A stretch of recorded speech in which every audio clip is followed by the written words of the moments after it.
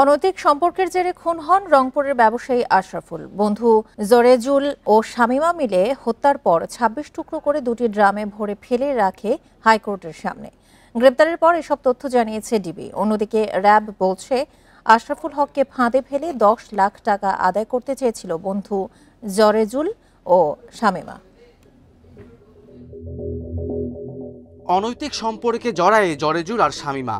স্ত্রী জেনে যাওয়ায় আশরাফুলকে দায়িত্ব দেওয়া হয় জরেজুলকে ফেরানোর।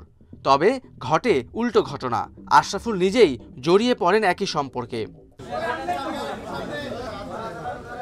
তিনজন মিলে শনির আখড়ায় এক রুমের বাসা ভাড়া নিতে গেলে বাধে বিপত্তি।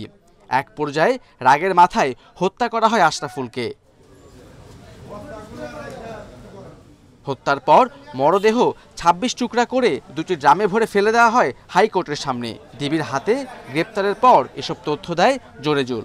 তারা কিভাবে লাশটা ডিসপোজ অফ করবে এটার ওই পাচ্ছিল না। তারা এক পর্যায়ে বলেছিল যে ওই আপনার জরেজুল বলেছিল যে আমরা বাসাওয়ালাকে বলি যে এরকম একটা ইনসিডেন্ট ঘটে গেছে। মহিলা বলছে যে না, বাসাওয়ালাকে বলা যাবে না, আমরা ডিসপোজ অফ করবো। আসলে তাদের কথার মানসিক এটা ওই সময় তাদের মানসিক ভারসাম্যটা অনেকটা ইয়ে গেছে।